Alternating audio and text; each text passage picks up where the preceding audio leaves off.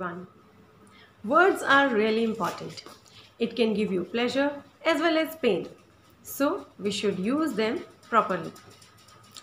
Children, today we are going to talk about these words only in the poem of Unit 6, The Wonderful Words by Mary O'Neill.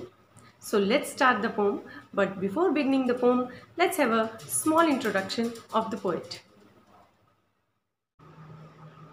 This is Mary O'Neill. She was born on 3rd August 1879 and died in 1967 at the age of 87. She was an Irish poet. She published her only book in 1929. She occasionally contributed primarily modernist plays and poetry to the Dublin magazine, the Irish Times, and the Bell. Let's read the poem now. This is the poem, The Wonderful Words. In the beginning, the poet has told us that imagine a world without language. All humans speak at least one language. The words we speak bring out our thoughts. Read the following poem on words. Let's start the reading of poem. Never let a thought shrivel and die, for want of a way to say it. For English is a wonderful game, and all of you can play it. The meaning of shrivel is shrink. It is saying that never let any idea or thought die. In the other words, never let it go without giving it an expression. Because English is really a rich language full of treasures. All of you can play it means all of us can use it effectively. All that you do is match the words to the brightest thoughts in your head so that they come out clear and true and handsomely groomed and fed. For many of the loveliest things have never yet been said. The meaning of handsomely means attractively, and groomed means smart in appearance. The poet says that we should find a perfect word for the thoughts and the ideas in your head and give it a clear expression that people can understand it clearly and nicely. Don't think that you cannot do it.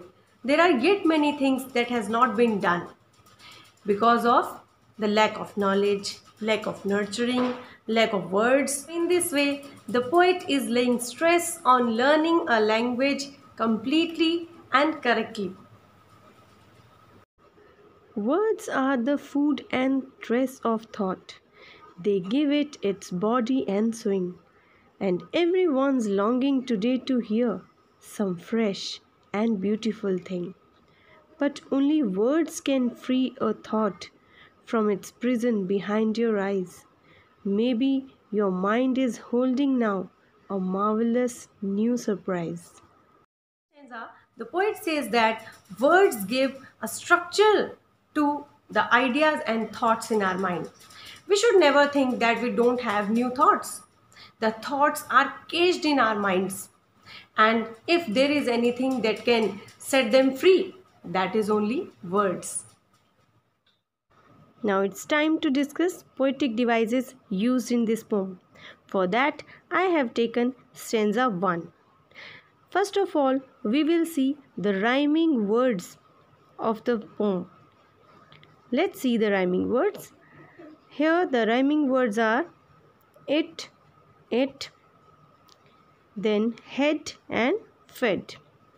And in the same way, we can make the rhyming scheme. So the rhyming scheme will be A, B, C, B. Then again for the next 4 lines, A, B, C, B. So the rhyming scheme of this stanza is A, B, C, B. And for the rest of the poem, this is your task to find out the rhyming words and rhyming scheme.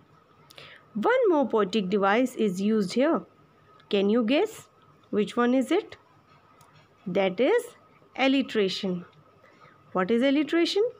The occurrence of the same letter or sound in the beginning of closely connected words is called alliteration.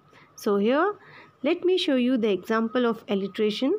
The word that, they, both are beginning with same letter T and same sound the, that is why here we find alliteration. Now let's do the book exercise. This is the book exercise working with the poem.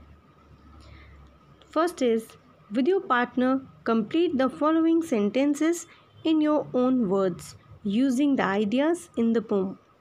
Let's do the first one. Do not let a thought shrivel and die because you do not know how to say it. Second is, English is a dash with words that everyone can play. So, it is a wonderful game. Third is, one has to match dash.